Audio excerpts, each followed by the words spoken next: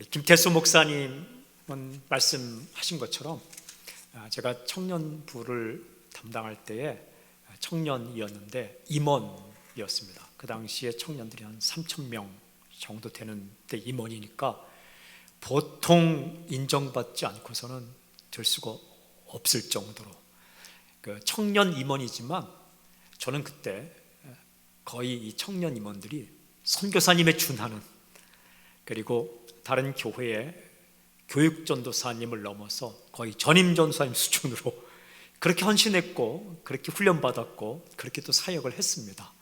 근데 얼마 전에 전화를 주셨어요. 제가 이렇게 공식 석상에서는 이제 김태수 목사님 하지만 개인적으로 전화를 받아 어쩐 일이야. 근데 담임 목사로 있는 교회에서 금요일 날 말씀을 선포할 수 있냐 해서 제가 한다고 했고, 어느 교회냐 물어봤더니 영색교회라고. 영색교회 제가 잘 압니다. 왜 아냐면 1988년도 제가 신학대학원 1학년 때에 첫 임지가 경동제일교회입니다. 1988년서부터 88년, 89년, 90년까지 3년 동안을 신학대학원 1학년, 2학년, 3학년 경동제일교회에서 교육전도사를 했습니다. 그 당시에 열심히 사역하느라고 중학생, 고등학생, 또 초등부, 소년부 아이들 전도한다고 이 골목을 샅샅이 뒤지면서 했습니다. 광장동에 신혼집이었는데 버스를 2번 타야 중화동 경동제일까지 올 수 있었어요.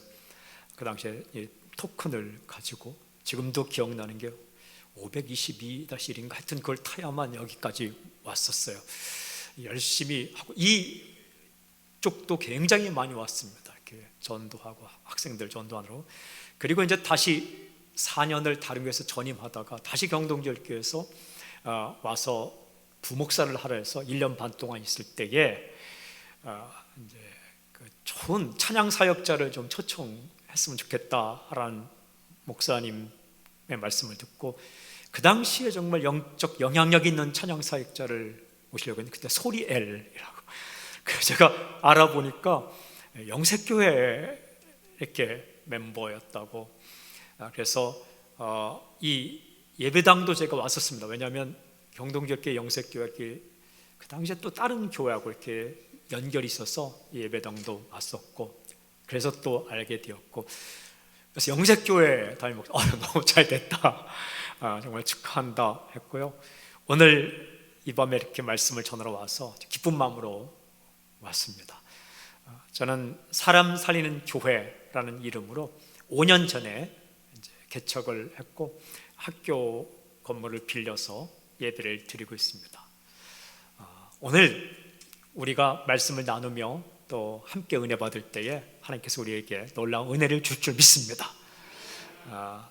그 목사님 굉장히 착하시고 또 헌신적이고 제가 정확하게 기억합니다.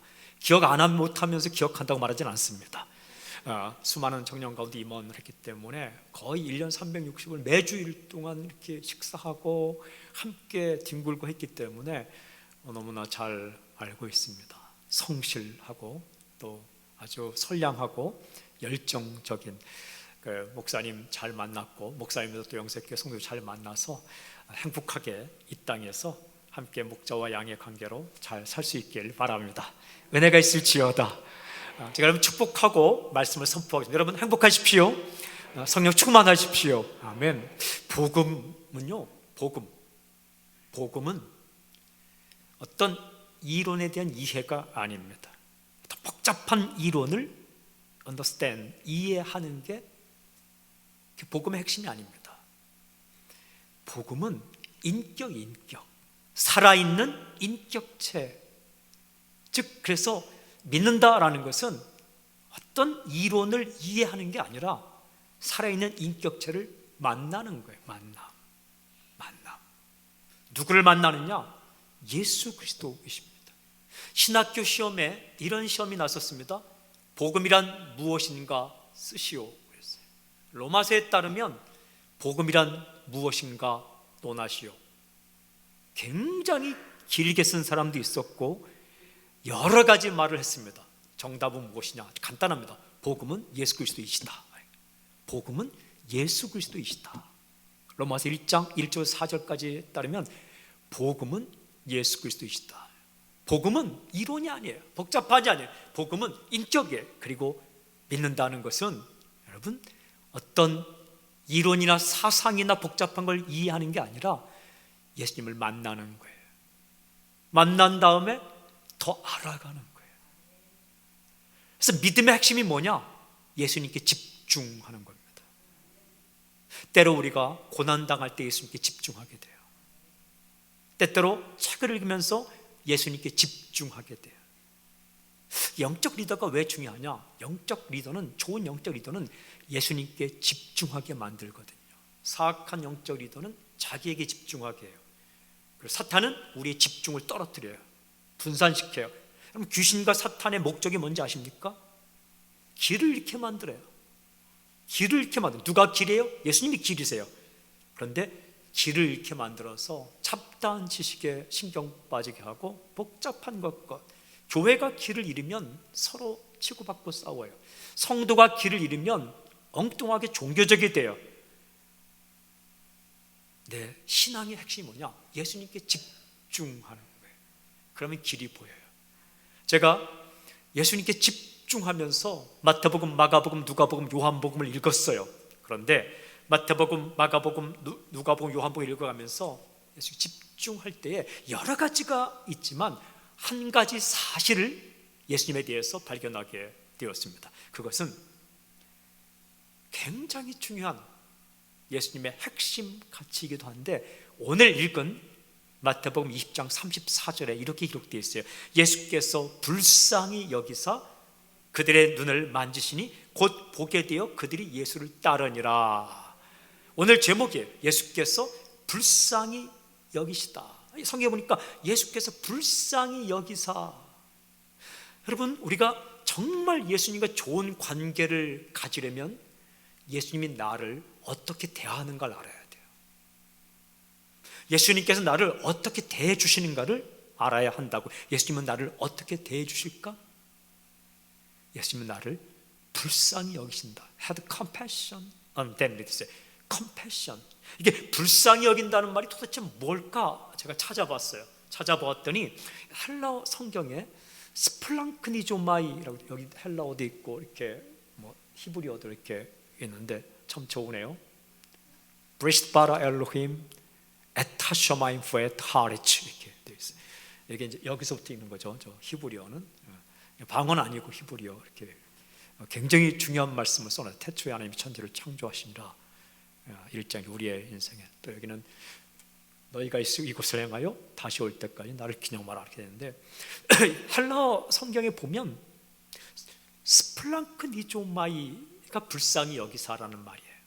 근데 이것은 스플랑크논이란 말에서 왔는데, 스플랑크논을 정확히 번역하면 무슨 뜻이냐면 창자, 내장이라는 의미예요.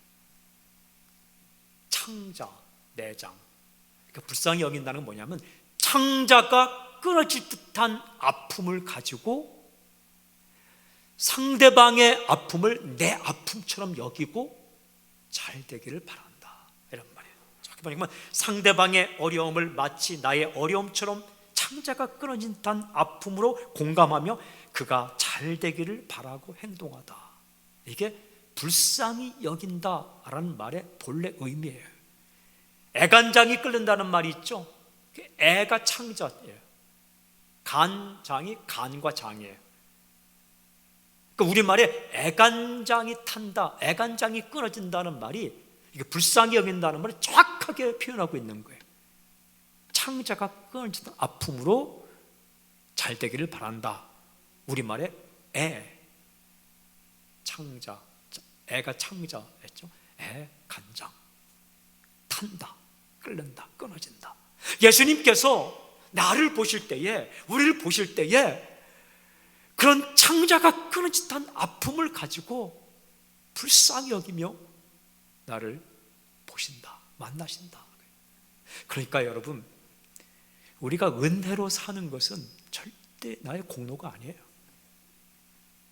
우리의 제사가 아니에요. 예수님의 긍휼입니다. 긍휼. 불쌍히 여기는, 주님께서 나를 불쌍히 여겨줬기 때문에 지금 이 자리에 있는 거예요. 주님께서 나를 불쌍히 여겨줬기 때문에 일도 하는 겁니다. 주님께서 나를 불쌍히 여겨줬기 때문에 내가 주님 만난 거예요. 주님께서 나를 불쌍히 여겨주셨기 때문에 이렇게 우리가 살아가는 것입니다. 예수님께 집중할 때에 예수님은 나를 어떻게 대하시는가? 그저 일해라, 왜 못하냐? 비판하고 조롱하고, 바리새인들이 보여준 것처럼 시비 걸고 깐족거리고 비판하고 그저 잣대로 갖다 놓고 평가하고 그러지 않고, 예수님은 불쌍히 여기신다. 긍휼, 내가 긍휼을 원하고 제사를 원치 아니한다. 예수님께 죄인을 부르러 오셨다는 이유가 그거예요. 의인을 부르러 온 게 아니라, 세상의 모든 스카우트는요 괜찮은 사람이에요. 그런데 예수님의 스카우트는 힘들고 어렵고 불쌍하고 울고 죄인 같은, 세리와 죄인 같은, 세리와 죄인의 친구로서 그렇게 이 땅에 오셨죠. 나를 일평생 예수님께서 어떻게 대해 주실까 불쌍히 여기신다는 거예요. 그저 치근한 마음으로 보신다. 지금 이 자리에도 예수님께서 계시는데, 여러분, 한 사람 한 사람을 보실 때에 너 왜 요즘 기도 못했어? 너 왜 요즘 말씀 안 읽고? 너 그래도 믿는 거야? 라는 표정으로 보지 않으시고 불쌍한 마음으로 이렇게 보신다는 거예요. 사람이요, 인생을 살아가다 보면 정말 제대로 된 사람이면 한 가지를 가지게 되는데 점점 커지는데, 그게 뭔지 아세요? 연민, 긍휼이에요. 가만히 보면 치근한 마음이 커집니다. 가족을 바라보아도, 자기 부모를 보면 부모님들이 참 고생 많이 하셨구나, 철드는 거예요. 그게 사람들을 보면 울다가 왔구나, 많이 울고 있구나, 힘들구나, 이런 연민이 커져요. 이게 제대로 나이를 먹어가는 거예요. 이 세월이 흘러가면서 아주 옹졸하고 따지기를 잘하고 비판하고 시비 걸고 그렇게 변하는 건 정말 힘든 거예요. 여러분, 사람이 경험치가 쌓이고 그리고 나이치가 쌓여가며 그리고 지식치가 쌓여가면 자꾸 안 보이던 게 보여요. 음악도 열심히 하다 보면 안 들리는 게 들려요. 공부도 하다 보면 안 보이는 게 보여요. 인생 살다 보면 보이지 않던 게 보여요. 근데 그럴 때마다 다 까발리고 그냥 비판하고 시비 걸고 싸우려고 하면 이게 참 인생이 힘들어가요. 그게 바리새인들 방식이에요. 서기관 방식이에요. 그게 예수님을 괴롭혔던, 사람들을 괴롭혔던, 자기도 천국까지 못하면 남도 천국까지 못하게 하는 그 사람들의 방식이에요. 그런데 예수님은 그냥 어떻게 불쌍히 여겨주셨다, 긍휼히 여겨주셨다.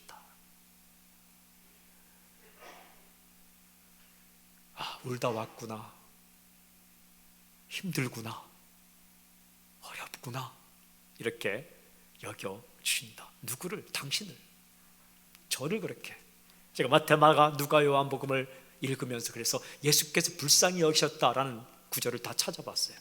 예수께서 불쌍히 여기사, had compassion 이라는 영어 성경도 찾아보고, 스플랑크니조마 이라는 것도 찾아보고, 우리말에 불쌍히 여겼다, 긍휼히 여기신다를 다 찾아봤어요.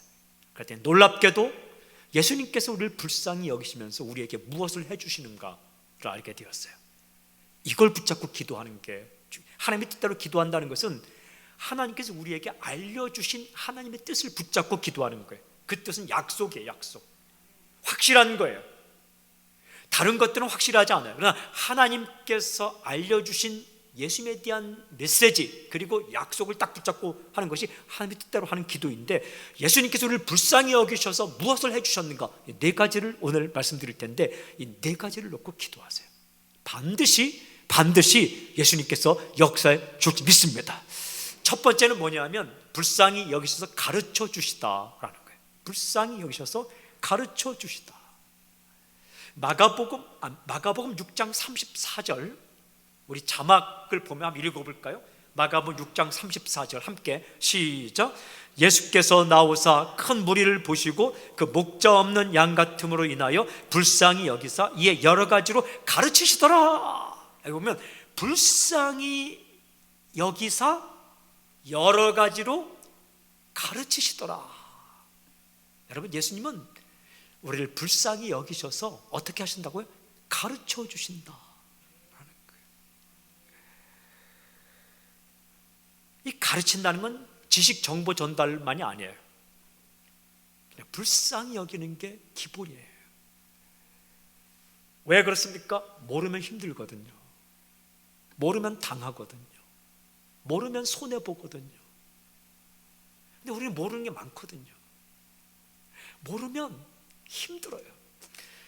제가 청년부를 담당할 때 나이가 그렇게 많지 않았어요.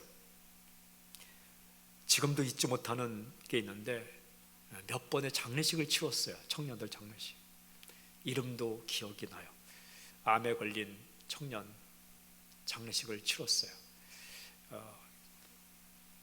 그 청년이 자기가 제일 좋아하는 목사님이 목사님인데 꼭 장례식 해줬으면 좋겠다는 유언을 남기고, 그리고 저와 함께 저 그 남쪽 지방의 섬으로 아우리치도 갔었고, 그 암에 걸린 상태인데 이렇게 와서 밥을 해주겠다고, 돌아다니 못하니까 전도여행 가서 밥을 해주면서 이렇게 있던 모습도 정확히 기억하고, 그래서 겨울에 춥다 해서 제가 입고 있던 그 긴 점퍼 파카도 줬던 기억이 나요.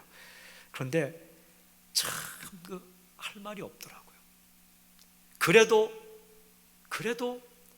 이렇게 기도하고 장례식을 치렀어요. 그런데 지금도 생각하면 정말 당황스럽고 힘들었던 건 뭐냐 하면, 이 청년 자매였는데 그 감기 증상이 있어서 그 큰 그 병원에 입원을 했는데, 입원한 지 일주일인가 2주 만에 죽었어요.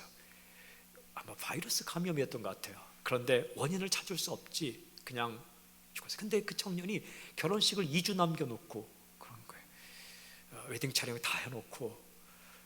그게 황당한 거잖아요.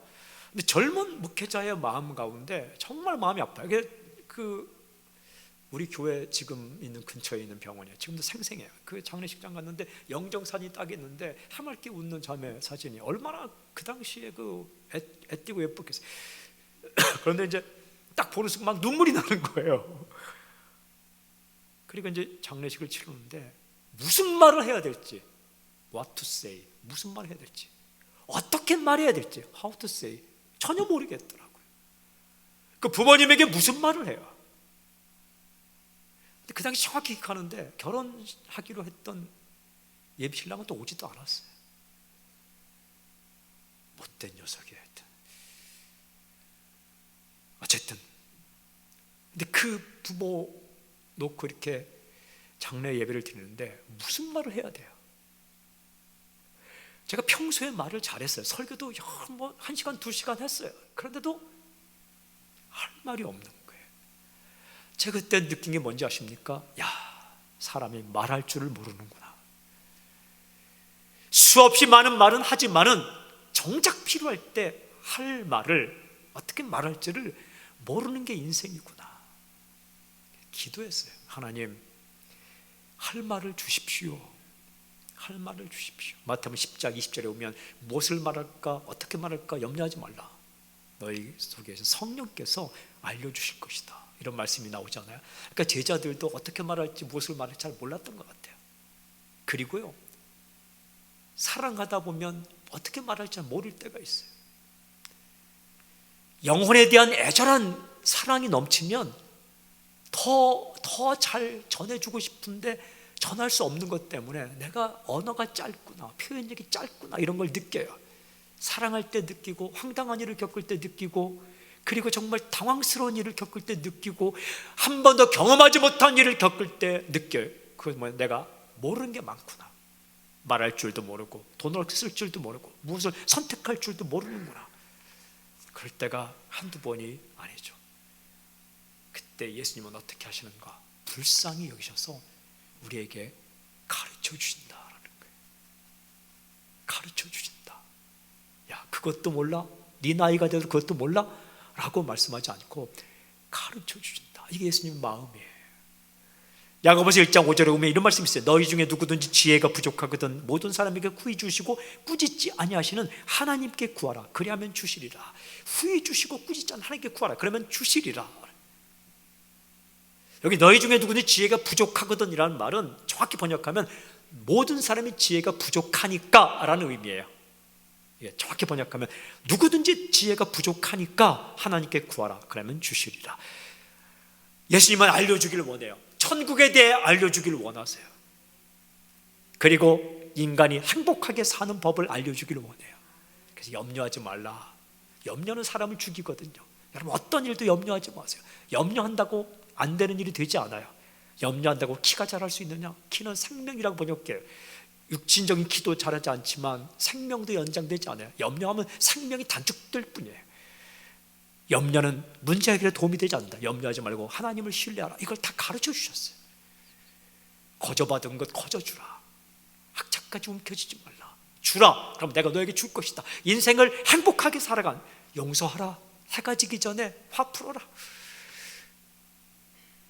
그리고 오리를 가고자 하고 부탁하면 심리까지 가져라.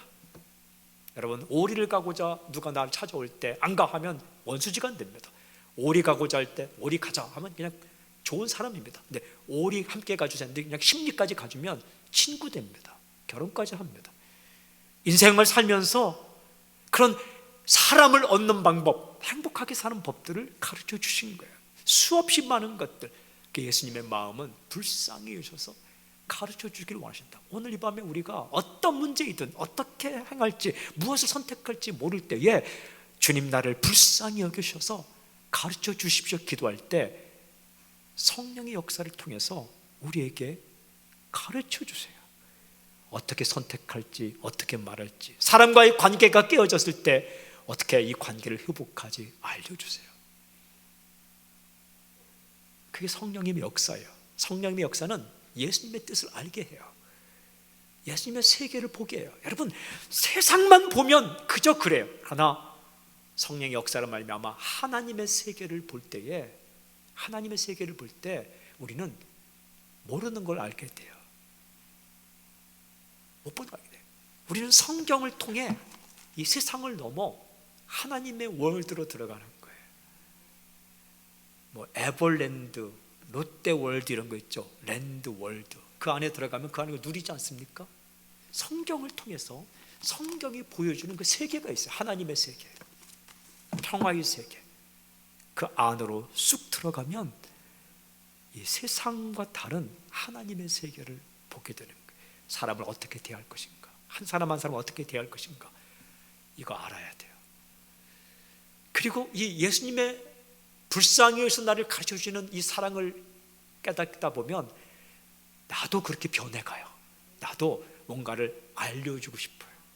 저는 목회하면서 성도님들이 교회를 멀리서 와요. 이렇게. 왜냐하면 어떤 장소를 정하고 교회를 시작한 게 아니라 그냥 주어지는 대로 예배를 드렸기 때문에 종로에서 드리다가 성수동에서 드리다가 지금은 성내동 드리고 거기도 언제까지 드릴지 모르겠어요. 그런데 이제 그렇기 때문에 여기저기서 오시기 때문에 그 오시면 이제 식사를 요즘은 코로나 때문에 못하지만 식사를 하시고 가잖아요. 그러면 제가 식당을 알려주고 싶어요. 같은 값이면 깨끗하고 맛있고 가성비가 좋은 그런 식당을 알려주고 싶은 거예요. 제 마음이더라고요. 사랑하니까. 와서 비싼 돈 주고 헛걸음하고 아주 이렇게 깨끗하지 않은 음식 먹으면 제가 막 마음이 아프거든요. 우리 동네 근처에 6,000원짜리 식당이 있는데 고춧가루까지 국내산을 써요. 모든 야채를 농장에서 직접 재배해요. 그리고 모든 음식을 직접 다 손수 만들어요. 쌀, 김치까지 전부 만들어요. 가성비 값비에 정말 6,000원으로 그 가격에 그런 음식을 먹을 수가 없어요. 제가 뽑은 백반집 넘버원이에요. 제가 성도님들에게 가르쳐줘요. 성도님, 음식 교회 오셨다가 먹을 때가 마땅치 않으면 그 식당을 가세요. 무슨 식당입니다. 오늘 저 거기서 배달시켜서 오늘 점심도 먹었어요. 어제도 먹었어요. 어제는 제육볶음, 오늘은 오징어 볶음. 말만 잘하면 오징어와 제육볶음을 섞어서 해줘요. 그리고 제육볶음 시키면 정말 인사만 잘하면 된장찌개 그냥 주시기도 해요. 상추쌈 무한 리필. 정말 가성비 값이에요. 값이에요, 값. 정말 말만 잘하면 새우를 사가지고 가서 삼겹살 시켜서 구워 먹으면서 새우도 좀 구워 먹을 수 있습니까? 하면 구워 드세요. 이렇게 말씀해요. 연초에 과자 박스를 갖다 선물도 드렸어요. 그런 식당을 이렇게 가르쳐주고 싶어요. 그리고 어떻게 하면 건강한 거 가르쳐주고 싶어요. 어떻게 하면 싸우지 않고 사는가 가르쳐주고 싶어요. 그게 주님의 마음이더라고요. 그게 아비의 마음이요, 그것이 어미의 마음이요, 그것이 스승의 마음이요, 목자의 마음이요, 예수님의 마음이에요. 사랑하는 여러분, 예수님께 당신을 평가하지 않아요. 왜 부족하냐고 혼내키지도 않아요. 지금까지 어떤 인생을 살았든지, 오늘 어떤 인생을 살았든지 주님께 내세울 줄 없을지라도 공로로 주 앞에 서는 거 아니에요. 주님의 긍휼 때문에 우리가 서는 거죠. 예수님은 불쌍히 여기셔서 가르쳐 주신다라는 거예요. 오늘 답답하고 어떻게 선택할지, 어떻게 이 문제를 해결할지 모르는 거 있어요? 주님께 딱 엎드려서 주님 불쌍히 여기서 가르쳐 주십시오. 성령님 깨닫게 해주세요. 성령님은 예수님 말씀을 생각나게 하시는 영이에요. 생각나게 하시리라. 두 번째는 예수님께서 불쌍히 여기셔서 눈물 닦아주신다라는 거예요. 11장, 요한복음 11장 33절 같이 한번 읽어볼까요? 요한복음 11장 33절 함께 시작. 예수께서 그가 우는 것과 또 함께 온 유대인들이 우는 것을 보시고 심령에 비통히 여기시고 불쌍히 여기사, 울고 있는 것을 보시고 비통한 마음으로 불쌍히 여기셨다. 누가 울고 있는 거예요? 마리아가 울고 있는 거예요. 누가 울고 있어요? 사람들이 울고 있어요. 왜 울고 있어요? 오빠가 죽었으니까. 나사로가 죽었거든요. 여러분, 믿음 있는 사람들은 가족이 죽어도 눈물 안 납니까? 눈물 납니다. 그냥 우세요. 나는 믿음이 있는데 천국 가는 걸 아는데 왜 장례식에서 우는가? 아니야. 그거는 믿음이 없어 우는 게 아니라 다시 못 보니까, 얼굴과 얼굴을 맞대고 볼 수 없으니까 우는 거예요. 슬픈 거예요. 그리고 못 해준 게 많으니까 슬픈 거예요. 후회도 되고 한탄이 되고. 마리아와 마르다와 함께 있는 사람들이 울고 있을 때 예수님께서 우는 것을 보시고 비통히 여기시고 불쌍히 여기셨다. 어떻게 하셨습니까? 눈물 닦아주셨어요. 어떻게? 나사로 살려주셨어요. 죽은 나사로를 살려주셨어요. 나사로야 나오너라 했을 때 죽은 나사로가 살아났어요. 그 애들 찬송 가운데 예수님이 말씀하시니 물이 변하여 포도주던 이게 1절인데 다음 가면 예수님이 말씀하시니 죽은 나사로 살아났다네, 이런 찬양이 있어요. 아이들 찬양이 복음적이에요. 직접적으로. 그러니까 죽은 나사로가 살아났어요. 어떻게 됐어요? 마리아, 마르다 함께한 사람들 더 이상 울지 않게 되었어요. 저는 이 상황이 참 좋아요. 눈물 닦아주셨다. 천국과 이 땅의 다른 점이 뭘까요? 천국과 이 땅에 뭐 바닥이 금으로 돼 있고 막 있지만 천국과 이 땅의 다른 점을 요한계시록은 정확하게 기록해요. 천국에 있는 것, 이 땅에는 없는 것. 또 천국에는 없는 것, 이 땅에는 있는 것. 확실하게 구분하는데, 이렇게 요한계시록 읽어보면 1장에 부활하신 예수님, 살아계신 예수님이 착 나타나요. 요한계시록의 주인공은 사탄이 아니에요. 예수님이세요. 1장에 살아계신 예수님, 내가 살아있다. 그리고 2장, 3장에는 살아계신 예수님이 교회를 붙들고 있다. 7교회에 붙들고 있는 걸 보여줘요. 4장부터 20장까지는 대장 되신 예수님께서 사탄 권세를 깨뜨리는 이 스토리가 나와요. 그래서 20장에 가면 사탄의 권세들이 다 깨지고 예수님이 승자가 되어서 사탄과 귀신과 이 거짓 지도자들이 다 불못에 들어가요. 20장에 다 끝나요. 생명책이 기록된 자는 이렇게 주님과 함께 있어요. 그런데 그럼 21장, 22장은 뭐냐? 예수 믿는 사람들이 들어가 살게 될 신혼집을 보여주는데 그게 새하늘과 새 땅이에요. 쫙 열려요. 20장 마지막에 사탄이 망하고 완전히 깨지고 무적행 들어가고 그 불못에 들어가는 것 동시에 21장에 확 새하늘과 새 땅이 열려요.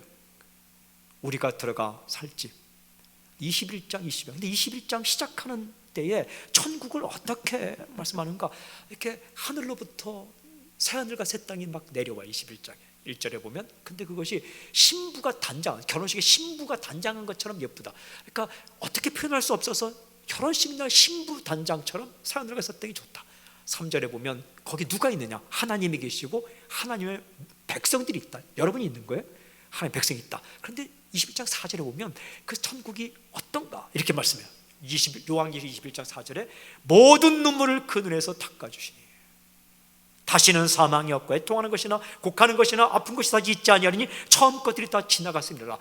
천국을 묘사하는 첫 번째 묘사가 모든 눈물을 그 눈에서 닦아주시니 눈물이 없다. 저 하늘에는 눈물이 없네 이렇게 복음성가 있죠. 천국과 이 땅의 다른 점이 이 땅에는 눈물이 있고 천국에는 눈물이 없다. 이 땅에는 죽음이 있고 천국에는 사망이 없다.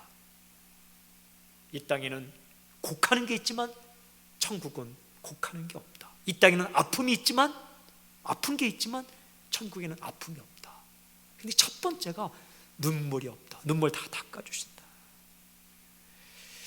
제가 요즘 이렇게 사람들을 이렇게 보면서 이렇게 교회에서 안내를 하는데 저희는 뭐 안내율이 따로 있는 게 아니라 제가 그냥 가서 이렇게 주일날 맞이하는데 이렇게 맞이하다 보면 어느 날 맞이하는데 제 마음이 이런 마음이 들더라고요. 울다 왔구나 이런 생각이 들었어요. 성도들을 보는데 울다 왔구나. 얼마나 남몰래 울다가 왔을까 이런 생각이 드는 거예요. 열심히 말씀 준비해야지. 그리고 교회가 성도들에게 아픔 주지 말아야지. 이런 생각이 확 드는 거예요. 세상에 살면서 울다 왔는데 교회가 또 울릴 수는 없잖아요. 그래서 어떻게든 정말 살아나게. 그래서 우리 교회 이름이 사람 살리는 교회, 라이프 기빙 처치. 근데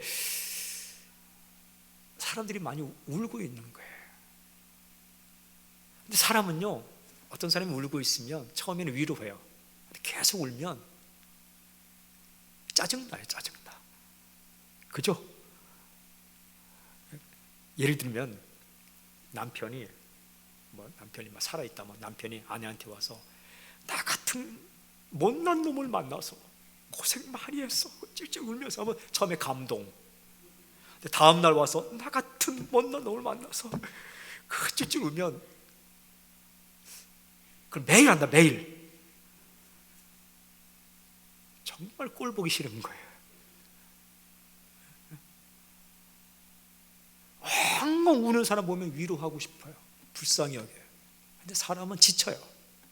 그러다가 울거나 말거나. 예수님은 안 그래요. 예수님은 우리가 울고 있을 때에 눈물 닦아주기를 원하시는 거예요. 근데 사람은 왜 눈물이 나느냐? 이유가 분명치 않을 때가 참 많아요. 그냥 살다가 슬픈 음악을 들으면 눈물 날 때도 있어요. 제가 감성이 그렇게, 원래 이제 감성이 좀 발달되어 있었는데 그걸 이제 숨기고 사는 거죠. 제가 시도 좋아하고 문학 소년이죠. 책 읽고 글 쓰는 거 좋아했어요. 음악도 좋아하고 저희 아버님이 음악을 음악을 잘하지 못하지만 이 듣는 거나 이런 것들은. 그런데 어느 날 제가 이민 가서 살고 있는데 굉장히 행복하게 살고 있는데 어느 날 밤 12시인가 이렇게 잠이 뒤척뒤척거려서 좀 예전에 듣던 음악을 좀 듣자 해갖고 음악을 딱 이제 유튜브에서 이제 보려고 동영상 보는데 거기에 혹시 김광석이란 옛 가수를 아십니까? 그 김광석이란 사람이 라이브 콘서트 한 게 이렇게 유튜브에 나오는 거예요. 제가 이렇게 딱 듣는데 여러 가지 유명한 노래가 있지만 그 중에 한 가지 노래가 너무 아픈 사랑은 사랑이 아니었음을 이런 곡이 있어요. 그대 떠나고 멀리 이런 게 있어요. 근데 그걸 듣는데 괜히 막 눈물이 나는 거예요. 아니 떠난 사람도 없는데. 근데 그 사람의 어떤 그 센치한 그것들, 근데 왜 밤에 혼자 그런 음악 들으면 안 되겠더라고요. 그냥 눈물이 펑펑 나는 거예요. 이게 왜 우는지 모르겠어요. 뭔가 이렇게 있겠죠, 그죠? 그런데 그래서 울기도 하고, 욕먹어서 울기도 하고, 원하던 것이 안 돼서 울기도 하고, 그냥 남이 오니까 따라 울기도 하고, 슬픈 영화를 보면 울기도 하고, 아파서 울기도 하고, 빼앗겨서 울기도 하고, 울죠. 그때 예수님은 어떻게 하시는가? 야, 바보처럼 그렇지 않고 눈물 닦아주신다는 거예요. 천국에 가면 다 닦아줄 텐데 이 땅에 살 동안 주님께 찾아오셔서 엎드릴 때마다 눈물 닦아주신다. 사랑하는 여러분, 마음이 울적하고 힘들고 슬프고 답답하고 울고 싶을 때 너무 사람 앞에 울지 마세요. 사람은 그것을 가십거리로 삼을 수 있고, 사람은 그것을 딱 책 잡을 수 있는데, 주님 앞에서 울 때 주님은 그 눈물을 닦아주신다. 문제를 해결해 주시고, 그리고 우리 마음 가운데 평안을 주세요. 오늘 이 시간 선포합니다. 성령 역사를 말미암아 주님께서 당신의 눈물을 닦아주는 놀라운 역사 있기를 주님 선포합니다. 주님 앞에서 울어도 돼요. 기도할 때 울어도 돼요. 그냥 주 앞에, 주님은 우리의 눈물을 보고 말하지 않으니까 그냥 엎드려 살려달라고 울면 돼요. 그분이 우리의 주님이세요. 세 번째는 불쌍히 여기셔서 고쳐주신다. 정말 이 말씀이 좋아요. 불쌍히 여기서 고쳐주신다. 우리가 시작할 때 읽은 마태복음 20장 34절에 보면 불쌍히 여기서 고쳐주셨다라는 말씀이 기록되어 있어요. 근데 마태복음 14장 14절에도 이런 말씀이 있어요. 마태복음 14장 14절, 예수께서 나오사 큰 무리를 보시고 불쌍히 여기사 그 중에 있는 병자를 고쳐주시니라. 저는 이 말씀이 참 좋아요. 불쌍히 여기셔서 고쳐주셨다. 마가복음 1장 41절도 이런 말씀이 있어요. 예수께서 불쌍히 여기사 손을 내밀어 그에게 대시며 이르시되 내가 원하노니 깨끗함을 받으라 하시니. 예수님께서 불쌍히 여기서 고쳐주신다. 사람은 아파요. 참 많이 아파요. 마음도 아프고 몸도 아프고. 아프면 어떻습니까? 여기서 가까운 면목동에 가면 그 외과로 종합 큰 병원이 하나 있어요.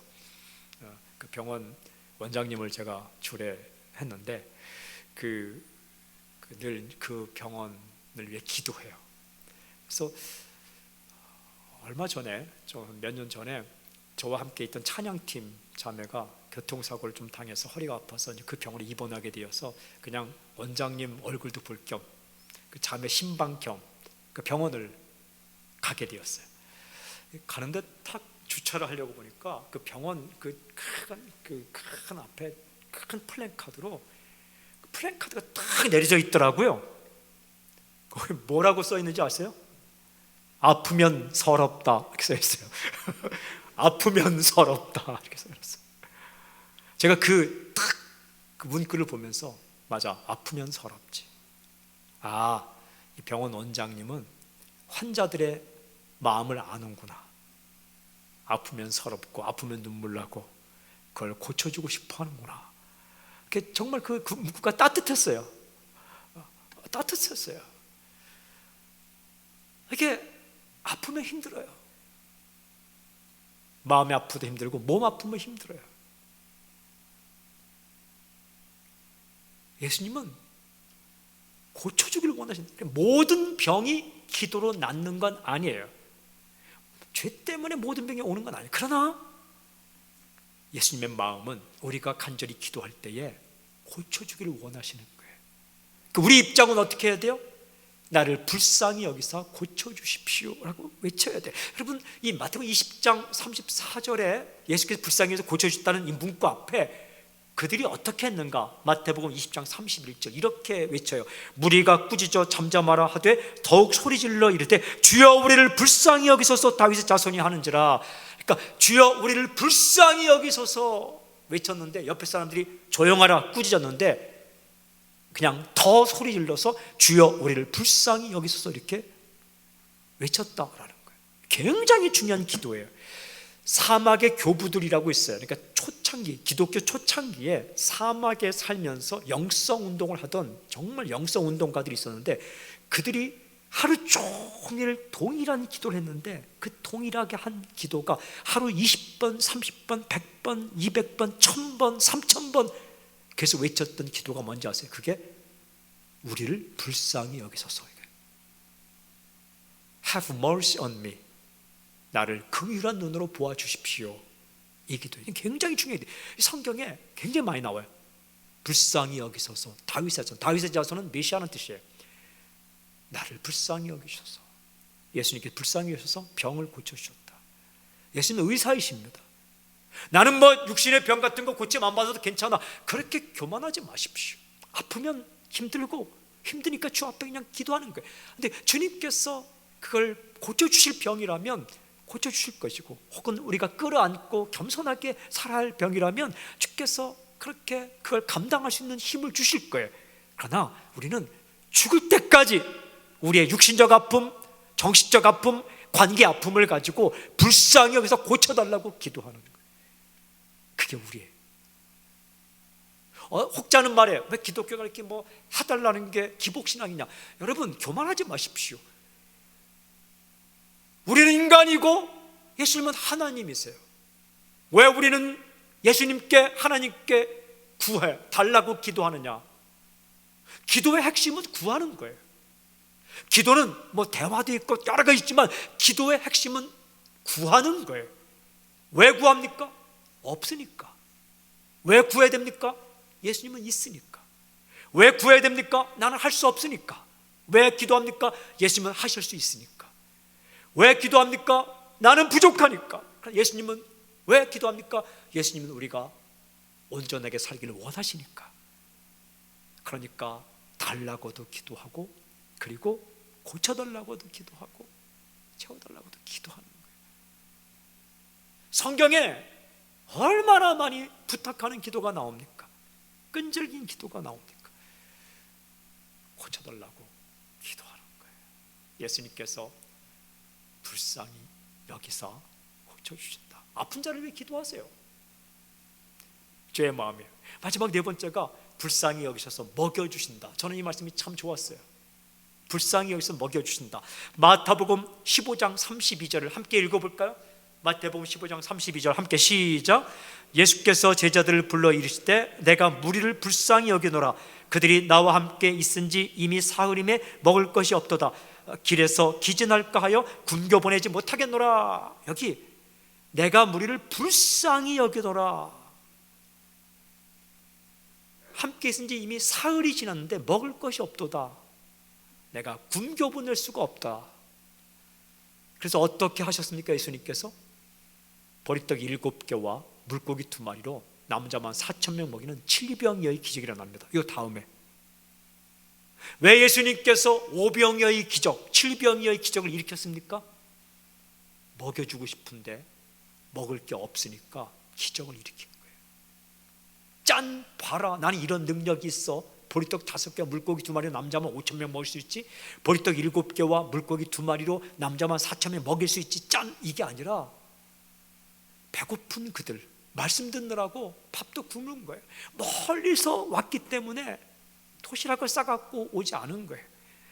그래서 배고픈 거예요. 배고픈데도 예수님의 말씀이 좋으니까 거기서 그냥 그렇게 듣다가 굶은 거예요. 사흘 동안. 예수님은 어떤 마음이에요? 먹을 거 주고 싶은 거예요. 먹여주고 싶은 거예요. 근데 없잖아요. 그래서 어떻게 하셨어요? 기적을 일으킨 거예요. 기적을 위해서 일으킨 게 아니라 기적은 불쌍히 여기는 마음의 끝자락에서 일어나는 겁니다. 우리 인생의 기적도 마찬가지예요. 누군가를 불쌍히 여기는 마음의 끝자락에서 기적이 일어나는 거예요. 예수님이 바다 위를 걸으셨어요. 왜 걸으셨어요? 풍랑 이는 바다 한복판에서 제자들이 고난을 당하고 있는데 그 제자들, 바다 한복판에 있는 마지막 남은 배는 그 제자들이 타고 갔고 예수님이 가야 되는데 배가 없으니까 걸어가시는 거예요. 배가 있으면 타고 가셨지. 고난당하는 제자들 불쌍히 여기는 가야 되는데 배가 없으니까 바다를 걸어서 가시는 거예요. 기적을 위한 기적은 없어요. 불쌍히 여기는 사랑의 끝자락에서 기적이 일어나는 거예요. 예수님은 먹여주고 싶으셨다. 저는 이 말씀이 참 좋았어요. 여러분, 주님께서 가르치는 기도가 주기도예요. 주기도를 가만히 보면 어떻게 시작하면 하늘에 계신 우리 아버지여 이름이 거룩히 여김을 받으시며 나라가 임하옵시며 뜻이 하늘에 땅에서 이루어지다. 굉장히 위대한 기도예요. 아버지의 이름, 하나님의 이름 거룩하게, 아버지의 나라 이 땅에, 아버지의 뜻 이 땅에, 하나님의 이름과 Your name, 하나님의 나라와 Your kingdom, 하나님의 뜻과 Your will, 당신의 이름과 당신의 나라와 당신의 뜻, 이게 높임을 받고 이 땅에서 이루어지길 바랍니다. 이게 주기도의 첫 번째 부분이에요. 이게 크리스천의 열정이에요. 여러분, 이 열정이 식으면 안 돼요. 이 땅에 살지만 하나님의 이름이 영광을 받고 하나님의 나라가 이 땅에 임하고 하나님의 뜻이 이루어지기를 바라면서 주님 오실 때까지 달려가는 거예요. 어떤 일을 하든지 어느 곳에 있든지 그 열정을 가지고 달려가는 거예요. 선교사도 목회자도 성도도 그렇게 살아가는 거예요. 그게 그래서 이 기도를 계속 하라는 거예요. 아버지의 이름과 아버지의 나라와 아버지의 뜻이 내 인생을 통해, 우리 가정을 통해, 우리 교회를 통해, 민족을 통해 이루어지게 해주십시오. 이게 주님께서 가르치신 첫 번째 기도예요. 근데 이 위대한 기도, The Great Passion, 위대한 열정의 기도가 끝나고 이제 우리를 위한 기도할 때 첫 번째 기도가 뭔지 아십니까? 오늘 우리에게 일용할 양식을 주시옵고요. 죄 지은 자를 죄를 사하여 주세요. 시험에 들지 않게 해주세요. 유혹에 들지 않게 해주세요. 그건 두 번째, 세 번째, 네 번째고, 우리를 위한 첫 번째 기도가 먹을 거 주세요. 오늘 우리에게 일용할 양식을 주셨고, 마태복음 6장 11절. 예전에 주기도 외울 때 오늘날 우리에게, 오늘날 today's, 이건 잘못된 번역이에요. 오늘 today, 오늘, 요즘이 아니에요. 오늘 하루 살아갈 양식을 내게 주십시오. 먹여주십시오. 예수님께서 반드시 이 기도하라는 거예요. 여러분, 먹는 것, 살아가는 것, 이거는 수준 낮은 기도가 아니에요. 나는 영적인 크리스찬인데 어떻게 그런 것들을 기도할 수 있겠어? 아니에요. 그걸 기도하라는 거예요. 제가 언젠가 이렇게 신방 가게 같은 데 하면 현판 걸어주고 막 그랬어요. 근데 어느 날 그 가게를 오픈한 집에 딱 갔는데, 이 가게를 오픈하면서 뭘 원할까 생각했더니 장사가 잘 되기를 원할 것 같아요. 뭐가 장사가 잘 되는 걸까? 이 캐시박스, 돈통에 돈이 많이 들어와야 돼요. 카드기에 카드가 많이 이렇게 긁혀야 돼요. 안 그런가요? 저는 저희 부모님이 사업을 하셨기 때문에 그거 잘 알아요. 재고가 많이 남으면 안 되고 손님이 빨리빨리 왔다가 가야 돼요. 그리고 온 사람도 사가야 되고, 돈주머니, 예전엔 돈주머니에 돈이 두둑히 들어와야 돼요. 그래서 제가 그 마음이 느껴지는 거예요. 예수님은 뭘 원하실까? 잘 되기를 원하실 거예요. 그죠?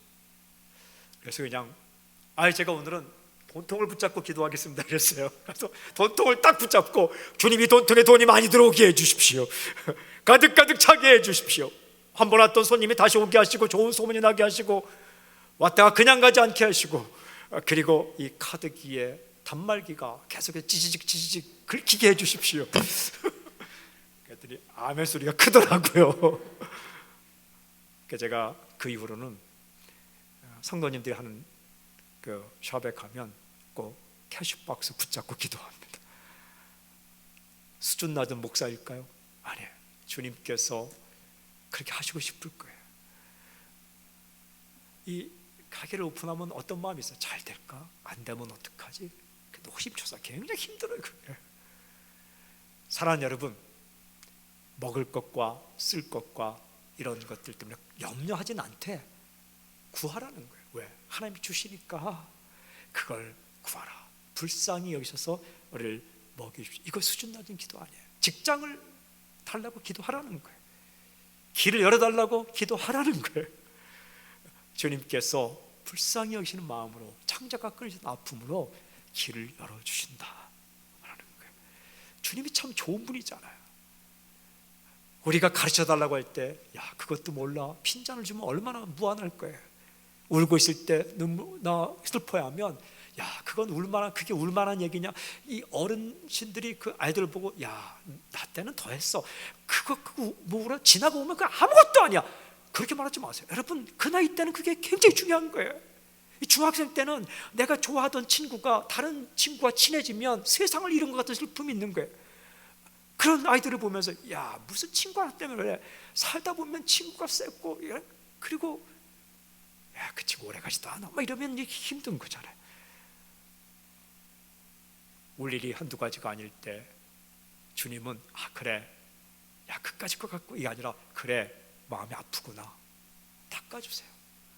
주 앞에 올 때 마음이 평안한 거예요. 주 앞에 나올 때 마음이 쉼을 얻는 거예요. 수고하고 무거운 짐들 다 내게로, 내가 너희를 쉬게 하리라. 주 앞에 나올 때 이렇게 쉼과 평안과 눈물이 닦아지는 거예요. 여러분, 우리가 아플 때에 주님은, 야, 그냥 살아, 다 아파, 이게 아니라, 그래, 아프구나, 고쳐주기를 원하신다는 거예요. 우리가 먹을 것이 없을 때, 야, 고난이 축복이야, 이렇게 말씀하지 않고, 그건 우리가 고백해야 되고, 주님께서, 그래, 힘들지, 채워주겠다. 이게 주님께서 우리를 대하는 방식이에요. 저는 한 가지 축복하기는, 여러분도 가까이 있는 사람을 이런 주님의 마음으로 대할 수 있길 바랍니다. 비판하고 시비 걸고 논쟁거리 삼고 가십거리 삼고 책 잡고, 이게 아니라 어떻게든 먹여주고, 어떻게든 물 닦아주고, 어떻게든 가르쳐주고, 어떻게든 살려주고 고쳐주고 싶은 마음으로 대하십시오. 오늘 이 밤에 주님은 나를 어떻게 대해주시는가? 나를 불쌍히 여겨주신다. 우리 어떻게 기도해야 될까요? 주님, 나를 불쌍히 여겨주십시오. 가르쳐주십시오. 마음에 눈물을 닦아주십시오. 고쳐주십시오. 먹을 것을 주십시오. 길 열으십시오. 내 가족을 위해 어떻게 기도할 것인가? 여러분, 아빠가 모르는 자녀의 눈물이 있어요. 자녀가 모르는 아빠의 눈물이 있어요. 남편이 모르는 아내의 눈물이 있다고요. 아내가 모르는 남편의 눈물이 있어요. 성도가 절대 죽었다 깨도 모르는 목회자의 눈물이 있어요. 목회자가 아무리 이해한다 해도 모르는 성도의 눈물이 있는 거예요. 하나님, 내 가족, 내 사랑하는 지체들 눈물을 닦아주십시오. 그리고 홀로 울다가 인생을 마감하지 않도록 교회가 깨어서 그들의 눈물을 닦아줄 수 있도록 붙잡으시죠. 독거노인과 소녀소녀 가장과 정말 힘들고 어려운 정신 이 아픔을 가지고 홀로 지금 고생하고 있는 사람들 위해 기도할 때 성령 찾아가셔서 그들을 힘을 주십시오. 그리고 하나님, 이 어려운 시기에 주님, 내 가족과 우리 가족들 그리고 성도님들, 주님 먹거리를 주실 때 직장으로 허락해 주시고, 일거리를 허락해 주시고, 새로 일을 시작한 사람들이 형통할 수 있도록 붙잡아 주십시오. 이 기도하는 거예요. 주님은 그런 분이에요. 그런 분에게 그렇게 해달라고 기도할 때 하나님의 뜻대로 하는 기도, 강력한 기도가 되는 겁니다. 성령께서 오늘 당신의 마음을 붙잡아 주셔서 주님께서 원하시고 하고 싶은 일을 딱 붙잡고, 불쌍히 여기셔서 가르쳐 주십시오. 불쌍히 여기셔서 눈물 닦아 주십시오. 불쌍히 여기셔서 고쳐 주십시오. 회복시켜 주십시오. 불쌍히 여기셔서 먹여 주십시오라고 기도할 때 놀랍게 사건으로 일어날 줄 믿습니다. 그렇게 하실 우리 주님을 찬양합니다. 그렇게 하실 주님을 찬양합니다. 주를 높여드립니다. 주를 높여드립니다. 할렐루야, 아멘. 주를 높여드립니다.